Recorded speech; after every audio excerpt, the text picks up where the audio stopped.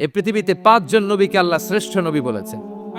নূহ আলাইহিস সালাম, ইব্রাহিম আলাইহিস সালাম, মূসা আলাইহিস সালাম, ঈসা আলাইহিস সালাম, বিশ্বনবী মুহাম্মদ রাসূলুল্লাহ সাল্লাল্লাহু আলাইহি ওয়াসাল্লাম। এই 5 জনের ভিতরে বাপ বেটা আছে না নাই?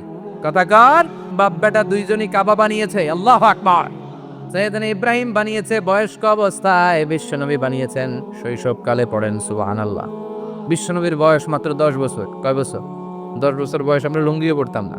কথা কন। ছোট বাচ্চারা অনেক সময় এই বয়সে লুঙ্গি খুলে ফেলায় না?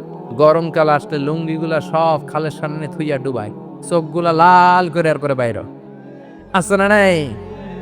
কিন্তু বিশ্বনবী লুঙ্গি খুলেন না, লুঙ্গি পড়ে থাকে। কাবা ঘর নির্মাণের কাজ শুরু হলো, বিশ্বনবী পাথর টানতে শুরু করলেন। বিশ্বনবীর বয়সের 8-10 বছরের ছোট বাচ্চারা সবগুলা লুঙ্গি খুইলা কান্দে লইছে। সব বাচ্চারা লুঙ্গি খুলে কাঁধে নিয়েছে, আর ওই কাঁধের লুঙ্গির উপরে পাথর নিয়েছে যাতে ব্যথা না পায়। বুদ্ধি আছে। লুঙ্গি খুলে কাঁধে রেখেছে, কাঁধের উপরে পাথর রেখেছে। কিন্তু বিশ্বনবী, সবাই পাথর টানে একটা, বিশ্বনবী টানে দুইটা, কিন্তু বিশ্বনবী লুঙ্গি খোলে না। কি নবী ছিলেন, কি লাজুক ছিলেন! এখন আমাদের মধ্যে লাজুকতা নাই।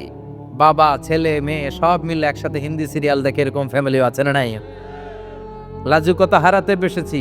আল হায়াউ শু'বাতুম মিনাল ঈমান। লাজুকতা ঈমানের অঙ্গ। ইযা লাম তাস্তাহি ফাসনা মা শি'তা। যখন তোমার লজ্জা থাকবে না, তোর যা মন চায় তুই তাই করতে পারবি।